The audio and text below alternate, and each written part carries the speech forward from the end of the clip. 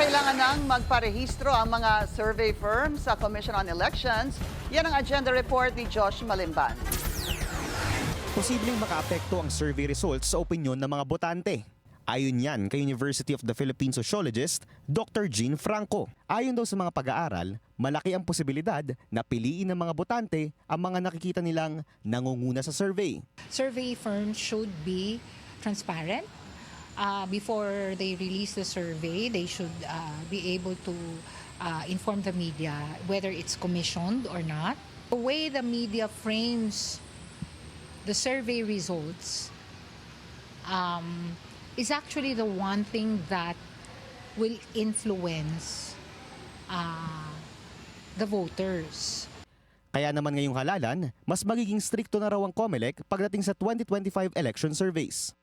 Kabilang sa bagong resolusyon na inilabas ng COMELEC ay ang mandatory registration ng mga survey firm sa Political Finance and Affairs Department ng poll body. Pagsusumite ng mga komprehensibong report, kalakip ang sponsors, paraan o methodology at gastos sa ginawang survey. Pagkakaroon ng isang standardized template at ang paglilimbag ng mga resulta nito sa mismong website ng COMELEC. Ayon kay Chairman George Garcia, layo ng resolusyong ito na paigtingin ang transparency at accountability ng mga survey para sa midterm polls. Alam niyo po, hindi naman namin gagawin yung bagay na ito para lamang pigilan yung freedom of expression o freedom of speech ng po mga may-ari ng mga survey o ng mga nagpapakomisyon nito. Ang purpose lamang po natin, ma-regulate sila para naman po hindi yung kahit sino na lang nagpapasurvey. Dagdag pa ni Garcia, saklaw rin ng resolusyon pati ang mga media organization.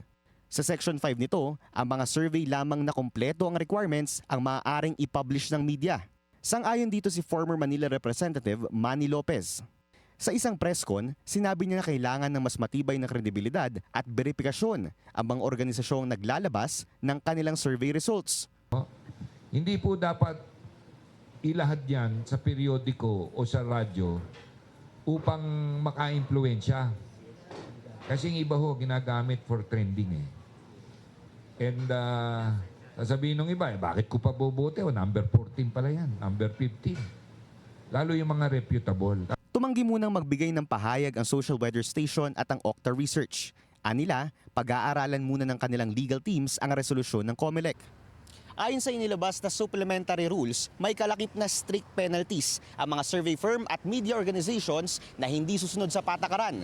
Kabilang dyan ang pagbabayad ng multa, pagsuspende sa kanilang mga accreditation o di kaya'y pagharap sa kaso na isasampa ng COMELEC. Para sa agenda, Josh Malimban, Billionario News Channel.